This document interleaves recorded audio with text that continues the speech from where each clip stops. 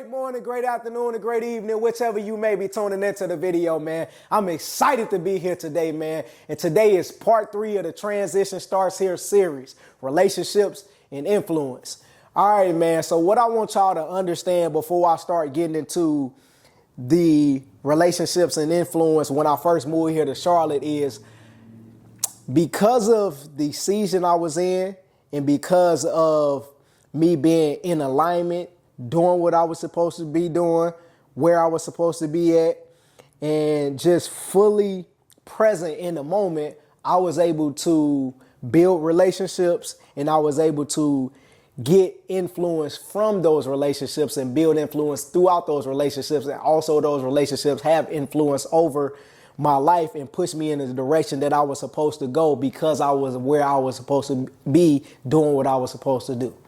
All right, man. So right after I got settled in here about 2017, I started going out into the community and looking for work. And I just so happened to be at the post office. So I had on my cute hoodie, walked in the post office, and then I happened to see a Zeta. So we started talking about, Divine Nine School, where you went to, kind of getting to know each other a little bit then. And towards the end of the conversation, I told her that I was looking for opportunities to start working with the youth in the community. So then she responds and said, well, actually, I'm a youth director down at Naomi Journey and Rec Center. So we actually have one opening right now and we're looking for a track coach.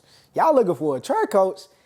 I ran track in high school and junior high. I haven't coached any track, but I think that's something that's right up my alley. And I think that's actually a perfect opportunity for me to be able to step in and to start working with the youth within the community. Cool. So come down to the rec center. We'll get you set up and fill out the paperwork and get everything done that you need to do so you can come out here and start working with the fields. Go down to the rec center, start to fill out the paperwork, start coaching the kids. So during the first couple of practices, there was a parent. The parent, Irvin, would take the group of kids. He would work with the kids, kind of warm up the kids for practice, and then he'll hand the kids off to me and Coach Brown, and then we would continue to run the practice. Throughout some of those practices, Coach Irvin or Coach Hunter stayed at the practice just to kind of see how we gel with the kids, see how we work with the kids, and see where our mindset was at and how we did it. And he actually took a liking to how he saw when I worked with the kids. So towards the end of the season, he asked me if I was interested in coming to coach AAU. Hell yeah, I'm absolutely, man, let's get it for sure. I'm like, yeah, I definitely want to come on out and coach kids. And I think coaching AAU will give me an opportunity to work with kids that actually want to come out there and get it. Not saying that the kids at the rec center didn't, but it's a different type of caliber of kid that's coming out for an AAU program to develop themselves over the summer when it's 95 degrees outside and they could be doing something else. So that summer I started working with the program and being in that program and fostering and building those relationships with the AAU team. I started to not only gain insight on how to become a better track coach, but how to become a better person, how to have better integrity, how to have better morals, how to have better character, how to make sure that you're standing on these things when you're operating in these spaces where you might not necessarily be the best in this space, but when you come and you operate with those gifts and with that fruit, the things that you'll be able to gain or get out of those things, and also the things that you'll be able to give in those spaces, is limitless. So that was one of the greatest things that I got to do with working with that team. While working with that team during the summertime, one of the coach's cousin came out and talked about App University or Landis. So he came out and talked about App University, and App University was a group within the community who work with kids and taught kids how to write code, make websites and applications. Since I was in tech, I thought that would be a really good opportunity for me to also work with kids and teach them how to write code. I had already been learning how to write code before previously, but I kind of needed something else to solidify me into learning it or give me a purpose behind learning it. So once I was able to get in that community, it really helped me to progress and develop professionally as far as learning that code and being able to not only implement it at work, but being able to bring it over and teach the kids how to implement it within making the websites, making the applications, and making the different things that we were able to do. And that was really great. But not only did it do that, and not only was I able to foster the relationships, I was able to work with other individuals who had a long span of years throughout technology in different aspects and different roles, who were able to mentor me to help me to be able to progress and push and make sure that my career was going in the right direction. So just from me being at the post office at the right time and building and fostering a relationship with the director of the rec center to be able to coach over there, to now having a parent being over there, seeing the way that I was operating, and then being able to bring me over into the AAU program, I was able to then build up and foster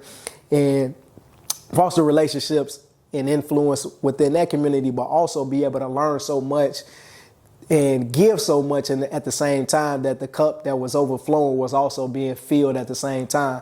And then going to another community where I was able to do the same thing. So just me simply being in alignment, being at the right place at the right time and doing the right thing, I was able to build and foster relationships and to cement myself in the community and within groups that would not only grow me, but I was able to grow them as well within those communities. And we also grew together to continue to build and to make better people and individuals as they go out into the world.